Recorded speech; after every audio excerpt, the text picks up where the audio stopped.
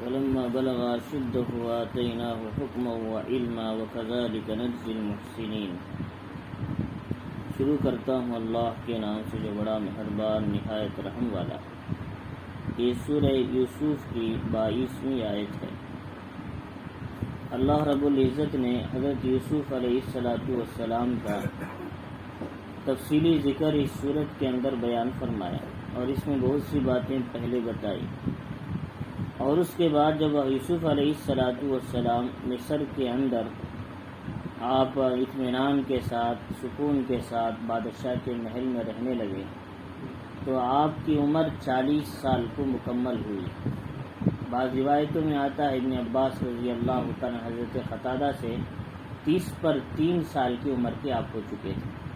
لیکن حضرت حسن بصری کا کہنا ہے بلغ اشدہ کے معنی ہیں انسان کی عمر کامل ہو جاتی ہے، اس لیے وہ 40 سال ہے جو نبوت کی عمر ہے. تو وہ اس پر اکثر علماء کا اتفاق ہے، آپ کی عمر 40 سال کی ہو چکی تھی. اللہ نے اس موقع پر آپ کو نبوت کا علم بھی دیا اور نبوت بھی عطا فرمائی. تو اللہ رب العزت نے اس کا ذکر کیا وَلَمَّا بَلَغَ أَشُدَّهُ آتَيْنَاهُ حُكْمًا وَعِلْمًا. جب وہ اپنی عمر کی نوجوانی کی انتہا کو پہنچے تو ہم نے ان کو علم اور حکمت عطا فرمائی. حکمت سے مراد جو علوم نبویہ ہیں اور علم نبویہ. حکم سے مراد اللہ تعالی نے آپ کو نبوت عطا فرمائی. وَكَذَلِكَ نَجْزِي الْمُحْسِنِينَ. اللہ تعالیٰ فرماری ہم نیکوکاروں کو ایسا ہی بدلہ دیا کرتے جو صبر کے ساتھ کیا ہے اللہ کے حکم کو پورا کرنے میں لگے رہتے ہیں، آنے والے حالات اور مصائب کا مقابلہ کرتے ہیں. ہم ایسے نیکوکاروں کو کیا ہے بالکل اسی طرح بدلہ دیا کرتے ہیں کہ ان کو مصیبتوں سے نکال کر عظمت اور بلندیوں پر بٹھاتے ہیں. تو اللہ رب العزت نے ان کی یہ جوانی کی عمر یہ ہے شام سے نکلنے کے بعد کنعان سے مصر میں آپ اپنی عمر کی 40 سال کو جوانی کو پہنچے. اب فرمایا اللہ رب العزت نے کہ جب حضرت یوسف علیہ السلام اپنی جوانی کی عمر کو پہنچے تو عزیز مصر کی جو بیوی تھی وہ حضرت یوسف علیہ السلام کے حسن پر فریفتہ ہو گئی. گویا کہ آپ کو حسن کا حضرت آدم علیہ السلام کا آدھا حصہ ملا تھا. حسن بہت عظیم تھا. اللہ نے آدم علیہ السلام کو اپنے ہاتھ سے بنایا تو حضرت آدم کا حسن کامل تھا، تو اس میں سے آدھا اللہ تعالیٰ نے یوسف علیہ السلام کو عطا فرمایا تھا. آپ جب کبھی باہر نکلتے یا پھر عورتوں میں جاتے تو اپنے کپڑے کو ڈھک لیتے تھے کہیں کوئی عورت آپ پر فریفتہ نہ ہو جائے. یہ خوبصورتی کا عالم تھا. تو حضرت یوسف علیہ السلام کی یہ جو حالت تھی کہ اس کیفیت پر آپ ایک طرف نبی تھے اور خوبصورتی کا عالم یہ تھا، تو اس موقع پر جو عزیز مصر جو وہاں کا جو بادشاہ ہے، وزیر اعظم ہے، وزیر خزانہ ہے، اس کی بیوی حضرت یوسف پر فریفتہ ہوئی. لیکن یہاں عزیز مصر قرآن نے کہا، بلکہ یہاں کا وراودتہ اللتی، وہ عورت نے آپ کو پھسلایا، اپنے قریب کیا کہ جس گھر میں آپ رہا کرتے تھے، جس گھر میں رہتے تھے، اسی عورت نے جس نے آپ کو پرورش کیا، اسی عورت نے آپ کو گناہ کی دعوت دیا. یہ اس طریقے کے ترتیب اختیار کرنے میں یہ بتانا ہے کہ ایک عام عورت گناہ کو دعوت دے گی تو اس سے بچنا آسان ہے، لیکن جس گھر میں رہتے ہیں مالکن ہی گناہ کی دعوت دے دے تو وہاں بچنا بڑا مشکل کام ہے. لیکن ایسے ماحول میں ایک پیغمبر حضرت یوسف علیہ السلام نے اپنے آپ کو گناہ سے بچانے کی پوری کوشش کیا اور بچے بھی. وغلقت الابواب، اور پھر اس نے گناہ کی دعوت دے کر دروازے بند کر دیے. یعنی گویا کہ گناہ کے پورے اسباب وہاں موجود تھے، پورے راستے کھلے تھے. ایک تو بادشاہ کے گھر میں رہنے والی، اور دوسرا حسب نسب والی اور مالدار خوبصورت، اور ساتھ میں سارے جو رکاوٹ کے اسباب ہیں سب ختم ہیں. گناہ کا پورا راستہ کھلا ہوا ہے. لیکن اس موقع پر دروازے سب بند ہیں. وقالت حیت لک، اس نے کہا آؤ میرے ساتھ اپنا گناہ یعنی میرا مطلب پورا کرو، اپنی خواہش پوری کرو. تو اس وقت میں حضرت یوسف علیہ السلام نے اپنی ذات پر بھروسہ نہیں کیا. پیغمبر کبھی بھی اپنی ذات پر بھروسہ نہیں کرتے بلکہ سب سے پہلے اللہ کے حوالے کر دیتے ہیں اپنے آپ کو، اس لیے کہ جو اللہ کے حوالے ہو جاتا ہے اللہ اسے اپنی حفاظت میں لے لیتے ہیں. تو چنانچہ حضرت یوسف تو بڑے عظیم پیغمبر تھے، لیکن انہوں نے اپنی ذات پر بھروسہ کرنے کے بجائے، اپنے نفس پر بھروسہ کرنے کے بجائے انہوں نے سب سے پہلے اللہ کی پناہ میں دیا اور کہا قال معاذ اللہ، اللہ کی پناہ، میں کبھی یہ کام نہیں کر سکتا. فرمایا انہ ربی احسن مثوائی، اور اس لیے کہ جو وہ میرا کیا ہے آقا ہے جو میری بہترین پرورش کیا ہے. جو یعنی آپ کا شوہر پوتیفار جو عزیز مصر ہے، زلیخا کا جو کیا ہے سب سے پہلے انہوں نے اللہ کی پناہ مانگی، اس کے بعد آپ نے زلیخا کو نصیحت کیا اور کہا کہ جو آقا ہے میرا، جو پوتیفار جس نے مجھے خریدا، اس نے میری پرورش کی، مجھے پروان چڑھایا، مجھے اچھا ٹھکانہ دیا، کیا ایسے محسن کے ساتھ خیانت کرنا، اس کے حرم کے ساتھ، گھر والی کے ساتھ خیانت کرنا، یہ کیا ہے ظلم میں ہو جائے گا. اور اللہ تعالیٰ ظلم کرنے والوں کو اللہ کبھی کامیاب نہیں کرتے. یہ انہوں نے یہ نصیحت کیا. تو یہ ربی احسن مثوائی، یہ ربی یا تو پوتیفار بھی ہو سکتا ہے یا ایک پروردگار ہو سکتے ہیں اللہ تعالیٰ، اس لیے کہ اللہ نے آپ کو کنویں سے نکال کر مصر میں ٹھہرایا اور پھر اچھے گھرانے میں ٹھہرایا، اچھی پرورش فرمائی، اور سارے جو سپاہی کی جو خصوصیات ہیں اللہ نے وہ سارے آپ کو سکھائے. یہ بھی اللہ کی طرف بھی اشارہ ہو سکتا ہے. اور یہاں ربی کا جو لفظ ہے یہ پہلے زمانے میں اپنے آقا کو رب استعمال کرتے تھے، لیکن محمد الرسول اللہ صلی اللہ علیہ وسلم کی شریعت میں اپنے آقا کو غلام کو رب نہیں بولنا چاہیے، بولنا چاہیے آقا یا سردار یا مولا، کیا اس طریقے کے بول سکتے ہیں. میرے آقا ہیں یہ بول سکتے، لیکن میرا رب نہیں بول سکتے، کیونکہ رب بولنے میں مشابہت پائی جاتی اللہ کے ساتھ، اور کوئی آقا کسی بندے کا رب نہیں ہو سکتا. اور فرمایا کہ غلام آقا کو چاہیے اپنے غلام کو بندہ نہیں کہیں، عبدی نہ کہیں، بلکہ کہیں آمتی کہیں، وہ کہے گا میرا غلام. میرا غلام کہہ سکتا ہے فتح و فتح، یا میرا غلام بول سکتا ہے، لیکن عبدی نہیں بول سکتا، اس لیے کہ ایک آقا کا کہا اللہ ہی کا بندہ ہو سکتا ہے کوئی بھی، کسی انسان کا بندہ کوئی نہیں ہو سکتا. تو دونوں کو حکم دیا تم کسی کو اپنا بندہ مت کہو اور تم کسی اپنے آقا کو اپنا رب مت کہو، بلکہ دونوں احتیاط کا پہلو اختیار کرو. یہ ہماری شریعت میں حکم ہے. اور اس کے بعد یہ بتایا اللہ رب العزت نے کہ یہ نصیحت ہوئی. اب وہ زلیخا اپنے اس عمل پر اس مصر تھی، وہ کسی صورت میں گناہ سے ہٹنے کے لیے تیار نہیں. سارے دروازے قفل لگے ہوئے ہیں، اب گناہ باہر جانے کا کوئی رستہ بھی نہیں ہے. وَلَقَدْ حَمَّتْ بِهِ وَحَمَّ بِهَا، ادھر زلیخا اپنے پورے ارادے کے ساتھ گناہ کی طرف آگے بڑھ رہی ہے، لیکن یوسف علیہ السلام بھی انسان تھے، اور ہر انسان کو ایک کیا ہے میلان ہوتا ہے کسی چیز کی طرف، لیکن یہ میلان ارادتاً نہیں تھا، غیر ارادی طور پر کیا ہے میلان ہونے لگا. لیکن یہ ارادتاً نہیں، ایک ارادتاً ہوتا ہے، غیر ارادتاً ہوتا ہے.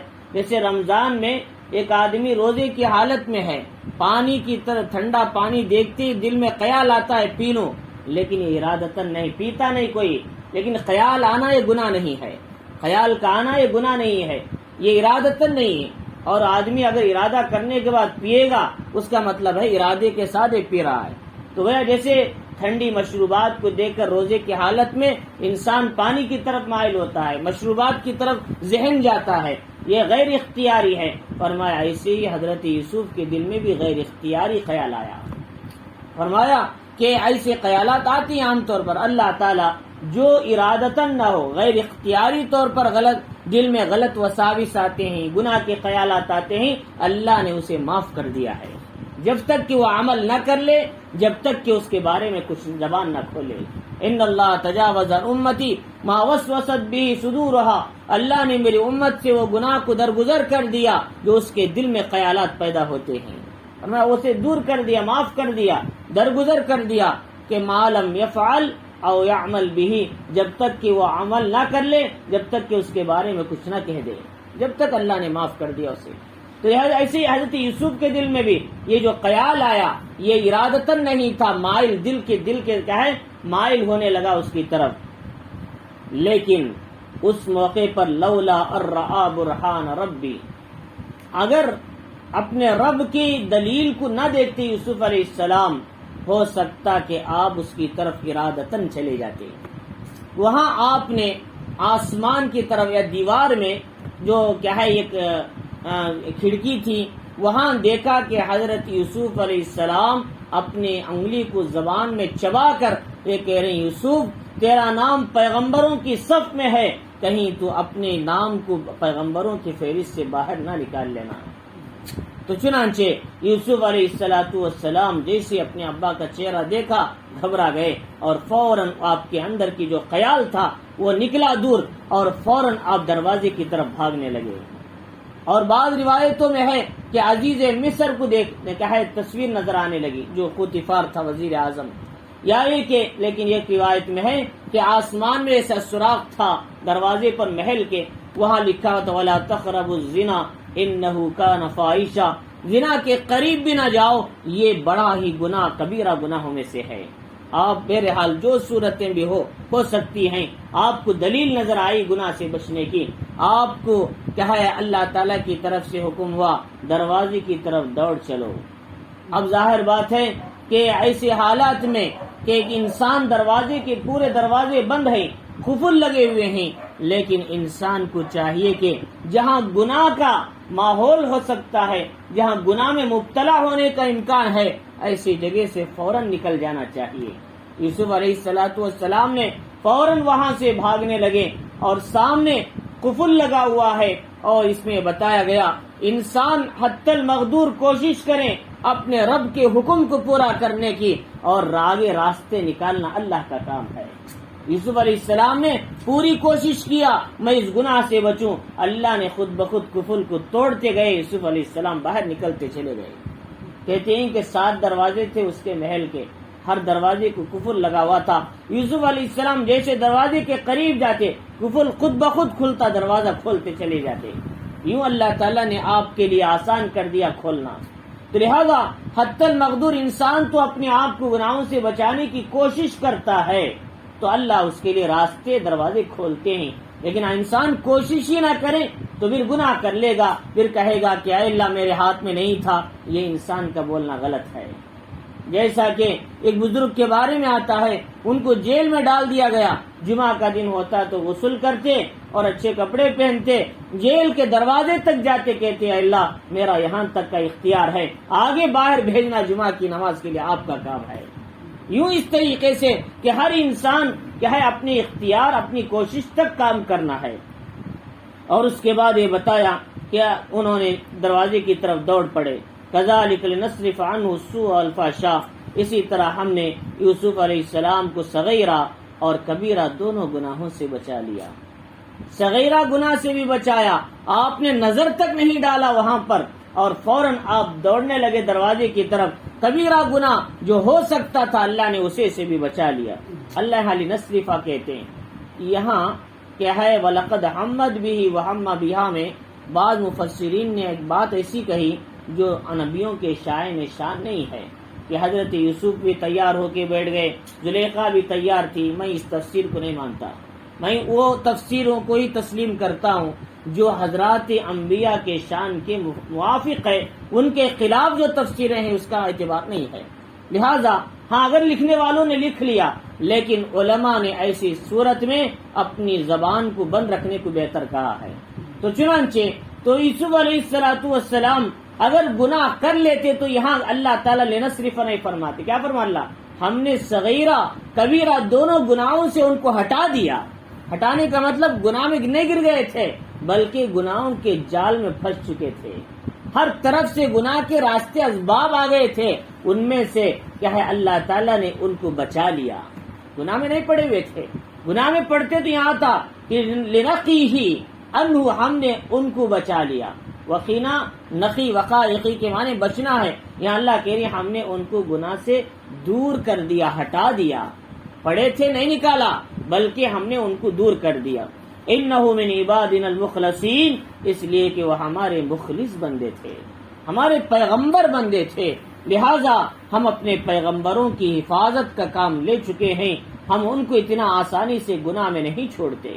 چنانچہ یوسف علیہ السلام کو اللہ تعالیٰ نے اس چنگل سے بچا لیا. اب کیا ہوا, یوسف علیہ السلام دروازے کی طرف دوڑ پڑے تو زلیخا نے دیکھا کہ وہ بھی دوڑ پڑی. اب سامنے سامنے یوسف علیہ السلام اور پیچھے زلیخا. اس نے تیزی میں جاتے ہوئے آپ کے کپڑے کو پکڑ کر کھینچا تو پیچھے کا حصہ پھٹ گیا, آپ سامنے چلے گئے اور لاسٹ دروازہ کھلا تو عزیز مصر سامنے کھڑا ہوا تھا. فرمایا جو مالک ہے, آقا ہے. تو اب فرمایا واستبق الباب وقدت قمیصہ من دبر, کہ جب دوڑ پڑے دونوں نے دروازے کی طرف, یہ حضرت یوسف دوڑے تو زلیخا بھی.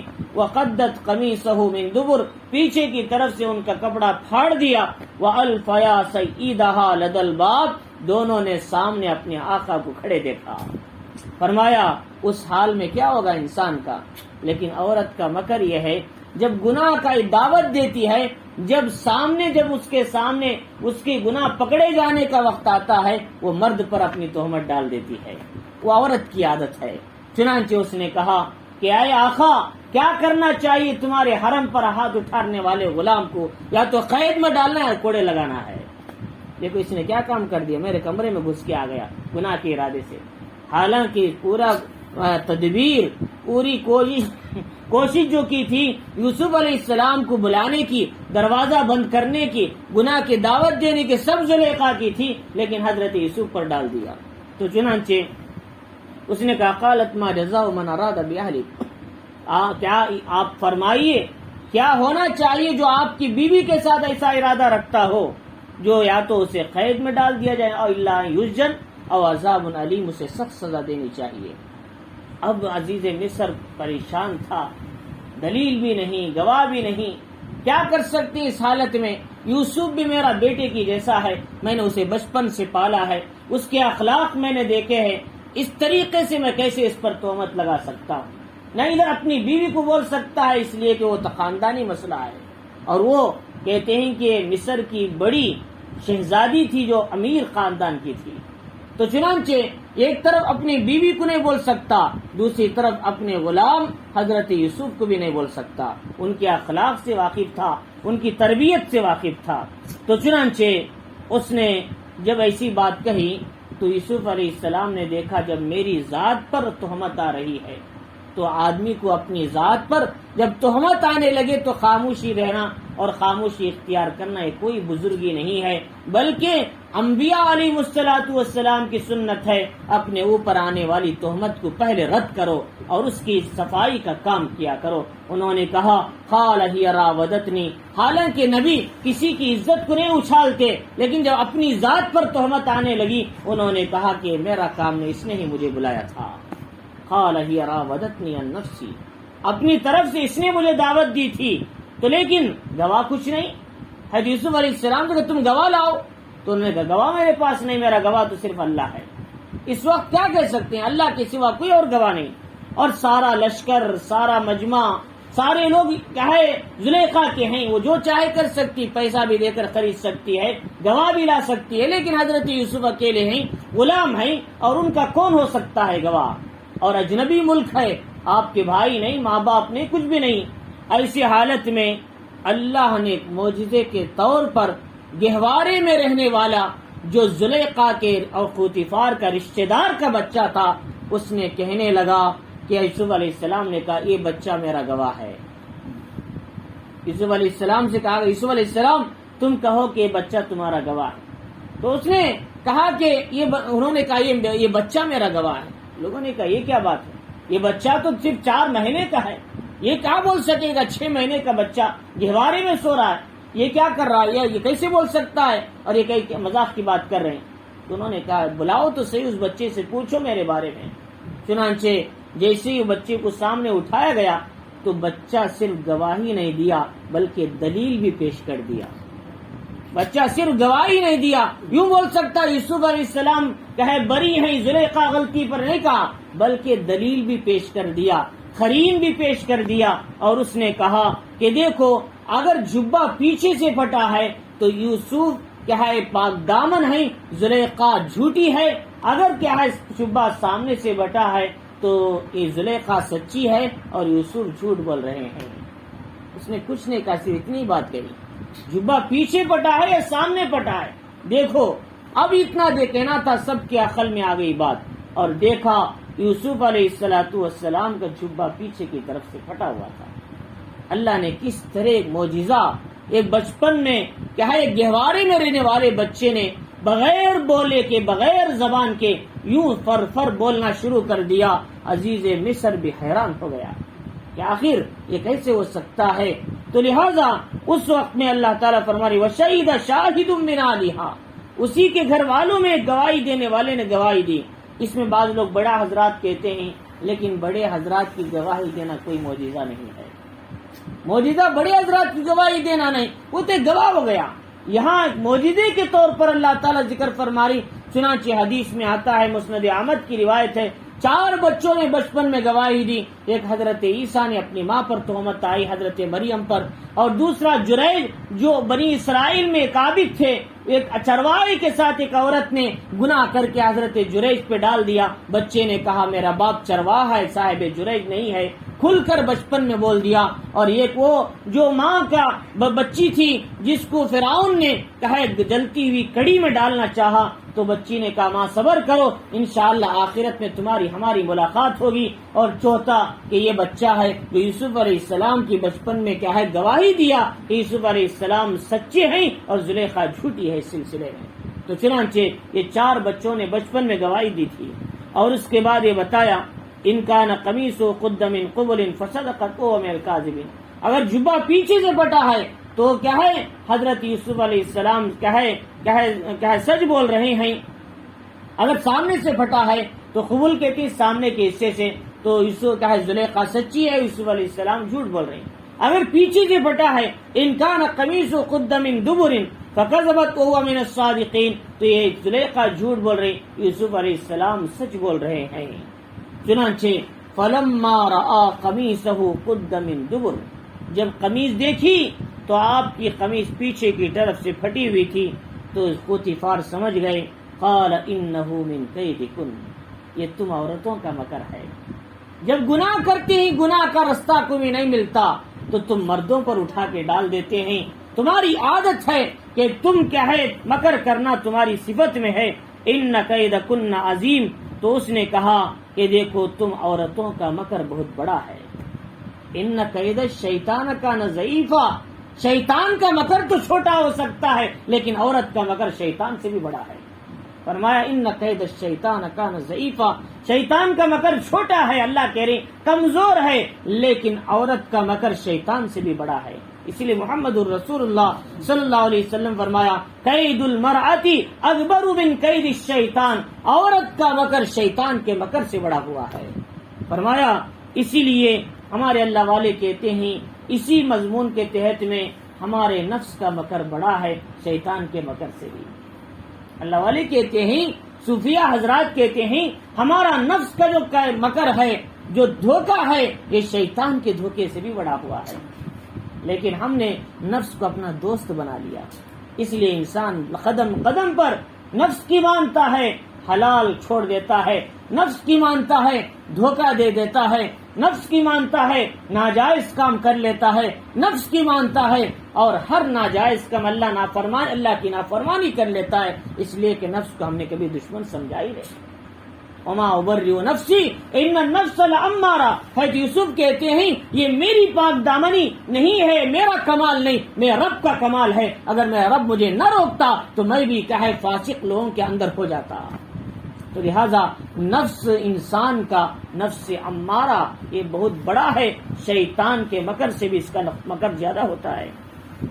اور اس کے بعد یہ بتایا کہ یوسف عارضا ھذا، اب پوتیفار نے معافی چاہی یوسف علیہ السلام کے سامنے، کہا کہ دیکھو یوسف کہ اس میں تمہاری غلطی نہیں ہے، کہ میں تم سے معافی مانگتا ہوں، لہذا چھوڑ دو اسے، درگزر کر دو، اس لیے کہ بادشاہ کا مسئلہ ہے، شہر میں پھیل جائے گا تو مسائل پیدا ہوں گے۔ واستغفری لذنبک، زلیخا سے کہا کہ تو اپنے گناہوں کی معافی مانگ، یوسف سے بھی مانگ، اور کیا ہے اس کے اپنے شوہر کے اس سے کہا کہ تم مجھ سے معافی مانگ لے، اور کیا ہے یوسف سے بھی معافی مانگ لے۔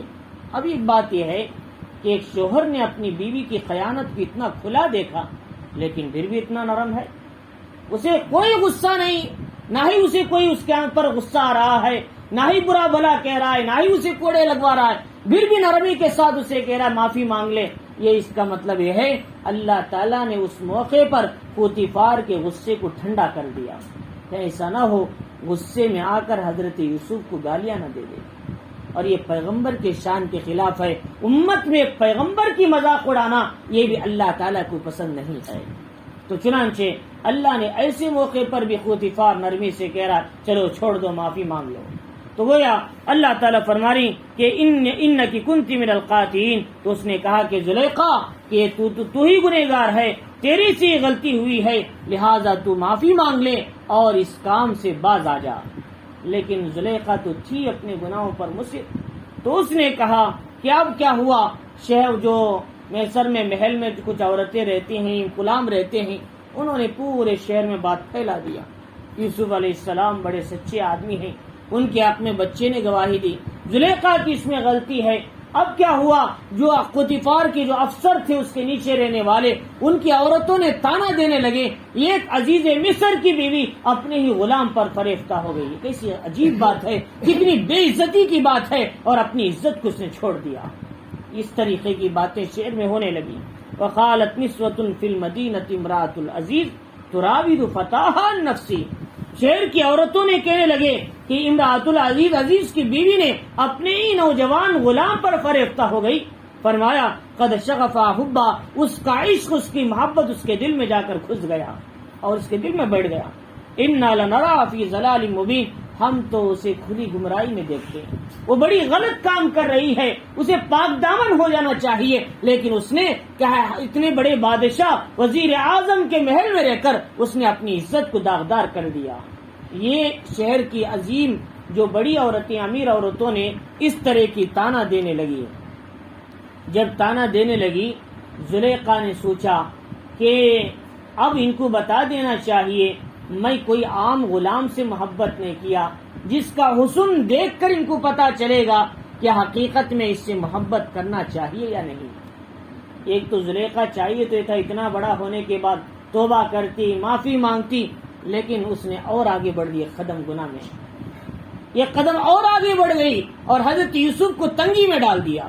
فلما سمعت بمکرہن، جب عورتوں کی اس طرح کی بات اس نے سنا، زلیخا نے ارسلت الیہن، اس نے ان عورتوں کو کیا ہے دعوت بلا کر بھیجا اپنے محل میں۔ وہ 40 عورتیں تھیں، بعض روایتوں 5 ہیں، لیکن مفسرین 40 عورتیں لکھیں۔ چنانچہ ان کو بلایا، مسند بچھائے، تکیے لگائے، سامنے پھل رکھے گئے، گوشت رکھا گیا، اور ان سب کو ایک ایک چاقو بھی رکھی گئی۔ فرمایا وَآتَدَتْ لَهُنَّ مُتَّكَئًا، ان کو نرم نرم گدے دیے گئے، تکے لگائے گئے۔ وَآتَتْ كُلَّ وَاحِدَةٍ مِّنْهُنَّ سِكِّينًا، اور ان میں سے ہر ایک کو ایک ایک چاقو بھی دیا گیا۔ فرمایا وَقَالَتِ اخْرُجْ عَلَيْهِنْ، حضرت یوسف علیہ السلام سے زلیخا نے پہلے سے کہا تھا یوسف میرا اب کوئی ارادہ نہیں ہے تم سے گناہ کا، اب بس ایک کام یہ ہے کہ تم صرف جب میں کہے مجلس میں بلاؤں تو سامنے سے گزر جانا، صرف ایسے۔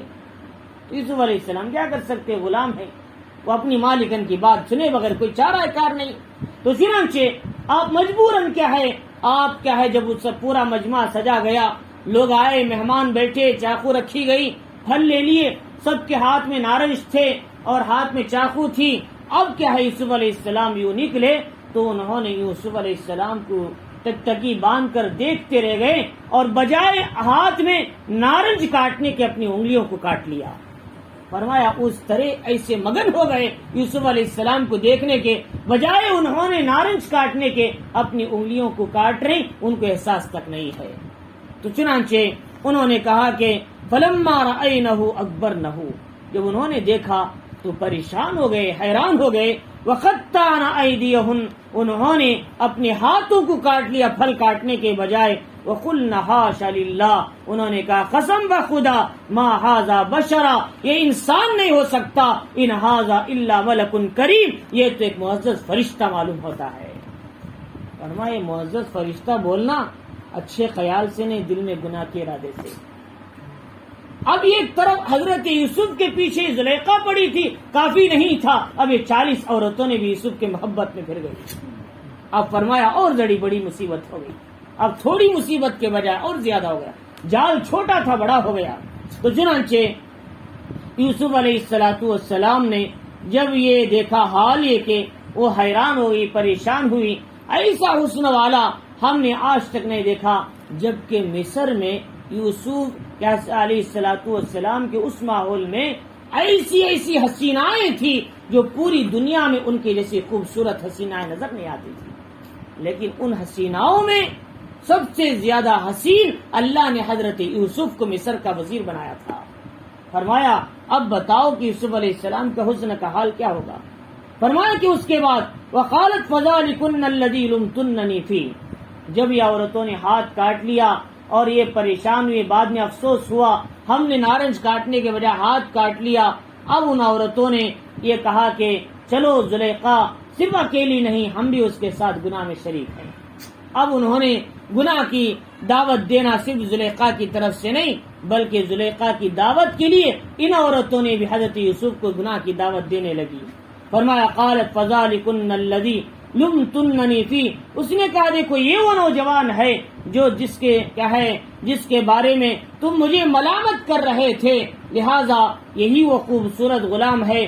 وَلَقَدْ رَاوَدتُّهُ عَن نَّفْسِي، میں نے اسے گناہ کی دعوت دیا، فَاسْتَعْصَمَ، لیکن وہ گناہ سے دور رہا میرے سے. وَلَئِن لَّمْ يَفْعَلْ مَا آمُرُهُ، اگر اس نے میرے حکم کی نافرمانی کیا، لَيُسْجَنَنَّ، یا تو قید میں ڈال دیا جائے گا، وَلَيَكُونَ مِنَ الصَّاغِرِينَ، یا اسے پورے شہر میں ذلیل کر دیا جائے گا. یہ اس نے دھمکی دیا پورے مجمع میں زلیخا نے عورتوں کے سامنے. اب گناہ پر گناہ، گناہ پر گناہ. گناہ کی عادت یہ ہے کہ گناہ ایک دوسرے کا ساتھ دیتے، گناہ فرمایا شیطان کا ساتھ دیتے ہیں. فرمایا اس کے بعد تو انہوں نے اب دیکھا زلیخا صرف گناہ کی دھمکی نہیں دی بلکہ عورتوں نے بھی انفرادی حضرت یوسف کے کمرے میں آ کر گناہ کی دعوت دینے لگی. یوسف علیہ السلام پریشان ہو گئے. اب تو تھا کیا ایسا ماحول، آپ چاہتے تھے اے اللہ میں تو ایک کے چنگل سے نکلا تھا، اب اتنی عورتوں کے چنگل سے کیسے نکلوں. اب میں چاہتا ہوں ان عورتوں کی گناہوں کی دعوت کے بجائے میں قید خانہ پسند کرتا ہوں. میں قید خانے میں تو چلے جاؤں گا لیکن کبھی ان گناہوں میں پڑھ کر اپنے نبوت کے چادر کو داغدار کرنا نہیں چاہتا، میں اسے پھاڑنا نہیں چاہتا. میں تیرے دربار میں نیک بننا چاہتا ہوں، تیرے دربار میں فاسق فاجر بن کر آنا نہیں چاہتا. تو چنانچہ اس وقت میں یوسف علیہ السلام نے کہا قال رب السجن احب الی مما ادعوننی الی، اے اللہ میرے نزدیک قید خانہ جیل خانہ پسند ہے اس سے جو یہ عورتیں مجھے جس گناہ کی طرف دعوت دے رہی ہیں اس سے میں قید خانے کو پسند کرتا ہوں. محمد الرسول اللہ صلی اللہ علیہ وسلم نے فرمایا کہ یوسف علیہ السلام نے کیا ہے ان عورتوں سے بچنے کے لیے قید خانے کو پسند کیا. اگر یوسف علیہ السلام اللہ سے قید خانے کے بجائے عافیت مانگتے، پناہ مانگتے، اللہ قید کے بجائے کوئی دوسرا راستہ نکالتا. یوسف علیہ السلام نے جلدی میں قید خانے کو پسند کر لیا. اسی لیے ایک آدمی آئے حضور کے سامنے، انہوں نے دعا کی اے اللہ مجھے مصیبتوں سے بچا، مجھے صبر عطا فرما، اے اللہ مجھے صبر عطا فرما، مجھ پر صبر ڈال دے. حضور صلی اللہ علیہ وسلم نے کہا کہ تمہیں ایسی دعا نہیں کرنی چاہیے. صبر مانگنے کا مطلب یہ ہے کہ تم مصیبت کو مانگ رہے ہو، تم کو تو عافیت مانگنا چاہیے. عافیت مانگو، اللہ اطمینان عطا فرما، عافیت عطا فرما، برکت عطا فرما، سکون عطا فرما، یہ دعا مانگو. اور تم صبر مانگو گے تو مطلب یہ ہے کہ صبر کا ضد تم مصیبت مانگ رہے ہو، جب مصیبت آئے گی تو جب ہی صبر کرے. تو چنانچہ صبر کی دعا نہیں مانگنا بلکہ عافیت مانگنا. اللہم انا نسألک العفو والعافیہ، اے اللہ عفو اور عافیت تجھ سے مانگتے ہیں دنیا اور آخرت میں. اے اللہ جنت کی کامیابی عطا فرما، جہنم سے حفاظت فرما. حضور نے ہمیں دعا سکھائی. تو چنانچہ یوسف علیہ السلام اگر یوں دعا مانگتے اے اللہ مجھے اس مصیبت سے بچا، تو اللہ کوئی دوسرا راستہ نکالتے۔ پھر یوسف علیہ السلام نے جیل کو پسند کیا۔ جیل میں جانے کے بعد اللہ نے کہا یوسف تم نے تو کہا تھا جیل جانے کے لیے، ہم نے تمہیں جیل میں پہنچا دیا، اب آرام سے رہیے۔ اور چنانچہ اب کیا ہوا، فاستجاب له ربه فصرف عنه كيدهن، انہوں نے کہا وَإِلَّا تَصْرِفْ عَنِّي كَيْدَهُنَّ، اے اللہ اگر ان کے مکر سے مجھے نہیں پھیرا کہ عَذْبُ إِلَيْهِنَّ، میں ان کی طرف مائل ہو جاؤں گا، وَأَكُن مِّنَ الْجَاهِلِينَ، ایسی صورت میں نادانوں میں سے ہو جاؤں گا۔ جاہلوں میں سے ترجمہ نہیں کرنا، نادانوں میں سے کرنا۔ فاستجاب له ربه فصرف عنه كيدهن، اللہ نے ان کی دعا کو قبول کر لیا اور ان کے مکر سے ان عورتوں کے یوسف علیہ السلام کو دور کر دیا۔ انه هو السمیع العلیم، اللہ کی ذات تو سننے والی اور جاننے والی ہے۔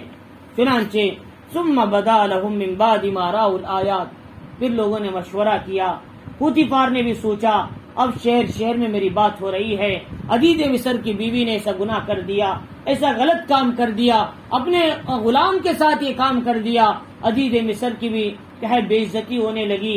زلیخا کا بھی ذہن نہیں پلٹ رہا تھا، یوسف کی طرف ہی مائل تھا۔ اس نے سوچا چند روز یوسف کو قید میں ڈال دیں، اس کا ذہن سے بھی یوسف نکل جائیں گے اور لوگوں کی چیمیں گویاں بھی بند ہو جائیں گی اور لوگ بھی اپنی زبانیں بند کر لیں گے۔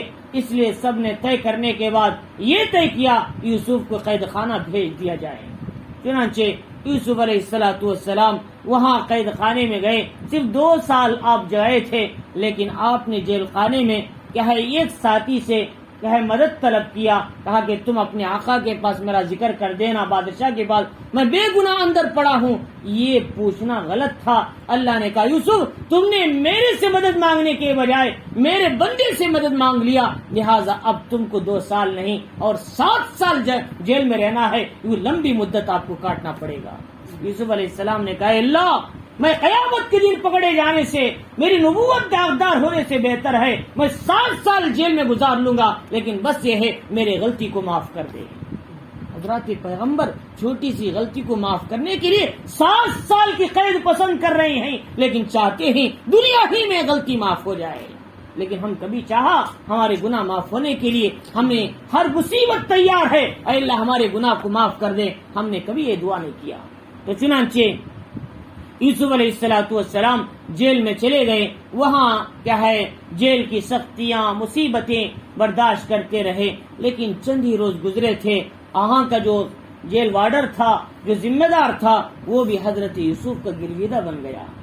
جہاں جاتے تھے یوسف علیہ السلام جیل خانے کو بھی انہوں نے جنت سے تبدیل کر دیا۔ وہاں قیدیوں میں اصلاح آ گئی، ان کی نصیحت کرتے تھے، تہجد میں راتوں کو اٹھتے تھے، بیمار ہوتے تو ان کی عادت کرتے تھے، راتوں میں ان کو شال اڑاتے تھے، ان کا دیکھ بھال کرتے تھے۔ یوں ان کے اچھے صفات کو دیکھ کر جیل کا جو ذمہ دار ہے اس نے کہا یوسف تمہارے آنے کے بعد ہمارے جیل کے اندر فتنہ فساد یہ سب قرار ختم ہوا اور قیدیوں میں اخلاقی خرابیاں ختم ہو کے اچھی عادتیں بھی آ گئی، لہذا تمہاری صفت تو بڑی اچھی ہے، تم بڑے نیک معلوم ہوتے ہو، تم کو جیل خانے میں نہیں ہونا چاہیے، لیکن میں مجبور ہوں، کچھ نہیں کر سکتا۔ تو چنانچہ یوسف علیہ السلام جیل خانے کے اندر یوں مصیبتوں میں پریشانیوں میں اپنے آپ کو ڈال دیا، لیکن اپنے جسم کو اور اپنے لباس کو نبوت کے داغدار ہونے سے بچا لیا، اور جیل خانے میں رہنا پسند کر دیا، لیکن گناہ کے اندر پڑنا پسند نہیں کیا۔ اسی لیے اللہ تعالیٰ فرمانی 7 قسم کے لوگوں کو اللہ عرش کا سایہ دیتے ہیں۔ ایک وہ آدمی جسے ایک خوبصورت عورت اور صاحب جلال اور صاحب مال صاحب خاندان وہ دو گناہ کی دعوت دیتی ہے، آجا گناہ کر لے، لیکن وہ بندہ کہتا ہے میں اللہ سے ڈرتا ہوں، اللہ تعالیٰ کہتے ہیں اس کے بدلے میں قیامت کے دن تمہیں عرش کا سایہ عطا کروں گا۔ تو چنانچہ یوسف علیہ السلام نے عزیز مصر کی بیوی کے سامنے اپنے آپ کو پیش کرنے کے بجائے انہوں نے اپنے آپ کو جیل خانہ جانا پسند کیا۔ اسی لیے فرمایا شاب النشا فی عبادت اللہ، وہ نوجوان جس کی جوانی اللہ کی عبادت میں گزری ہے، اطاعت میں گزری ہے، نافرمانی میں نہیں، اللہ اس کو بھی قیامت کے دن عرش کا سایہ عطا فرمائیں گے۔ تو چنانچہ ان آیتوں کے اندر اللہ رب العزت نے بہت سی باتیں بتائی، ان میں سے پہلی بات یہ بتائی کہ آدمی کو چاہیے کہ آدمی جب گناہ کے حالات آ جائیں، گناہ کا ماحول نظر آنے لگے، آدمی کو بھاگنا چاہیے، بچنا چاہیے اور اللہ کی اطاعت کرنے میں لگنا چاہیے، اور بچانا اللہ کا کام ہے۔ ہم اگر گناہ سے نہ بچیں، ہم گناہ میں گھس جائیں تو پھر ہم گناہ سے کیسے بچیں گے؟ لہٰذا اسی لیے علماء نے لکھا ہے کوئی آدمی گناہ کی مجلس میں ہے لیکن اس کے دل میں تکلیف ہو رہی ہے، ایک ایسا گناہ کر رہے ہیں لوگ، وہ ایسا ہے گویا کہ وہ گناہ میں شریک نہیں لیکن گناہ سے باہر تو ہے، لیکن اس گناہ کو دیکھ کر ہنس رہا ہے، پسند کر رہا ہے، گویا وہ بھی اس گناہ کے اندر شریک ہے۔ فرمایا گناہ کو دیکھ کر دل کو تکلیف ہونی چاہیے، اس کو روکنا چاہیے، نہ ہو سکے کم از کم دل کے اندر تکلیف اور کڑن تو ہونا چاہیے یہ لوگ کس طرح گناہوں میں ملوث ہیں۔ اور اس کے بعد یہ بتایا کہ آدمی کو چاہیے کہ جب اس کی ذات پر تہمت آنے لگے، انبیاء کی سنت ہے اپنے اوپر سے تہمت کو ہٹانے کے لیے اپنی برات کا اظہار کرنا چاہیے، جیسا کہ یوسف علیہ السلام نے کیا۔ اور اس کے بعد یہ بتایا کہ آدمی کیا ہے اللہ تعالیٰ سے جتنا ڈرتا ہے اللہ تعالیٰ اتنے راستے اس کے لیے کھولتے ہیں، لیکن بندے کو چاہیے کہ مایوسی کا راستہ تلاش نہ کریں، اللہ کی رحمت کا راستہ تلاش کریں۔ اگر مایوسی کا راستہ تلاش کرے گا اسے بعد میں افسوس ہونا پڑے گا، ایسا کہ یوسف علیہ السلام نے قید خانے کی دعا مانگ کر آپ کو بعد میں افسوس ہوا، ہمیں وہ نہیں مانگنا بلکہ ہم یہ کہنا چاہیے اے اللہ اے مصیبت سے بچا دے، اس سے نکلنے کا راستہ عطا فرما، ورنہ بھی ہم کوئی دوسری دعا مانگیں گے اے اللہ مجھے جیل خانے میں ڈال دے، مجھے یہاں سے ہٹا دے، میری جان کو ہی لے لے۔ فرمایا یہ ہمارا ہی نقصان ہے، ہم اللہ کا کوئی نقصان نہیں کر رہے ہیں۔ تو بہرحال اللہ رب العزت نے ہمیں چاہیے کہ ان واقعات کے اندر یہ بتایا کہ آدمی اپنی جان کو چاہے دے سکتا ہے لیکن اپنے جسم کو دنیا کی چاہے تھوڑی سی لذت کے خاطر لگا دیا تو ہمیشہ ہمیشہ کی جہنم میں جلنا پڑے گا، لیکن دنیا کی تھوڑی سی لذت کے خاطر اپنے آپ کو چاہے قربان کر دیا اور اپنے آپ کو مصیبتوں میں ڈال دیا، آخرت کی ہمیشہ کی زندگی کا آرام اور سکون اللہ اسے دینے کے لیے تیار ہے۔ اللہ تعالی ہم سب کو ان باتوں کو سمجھنے اس پر عمل کرنے کی توفیق عطا فرمائے۔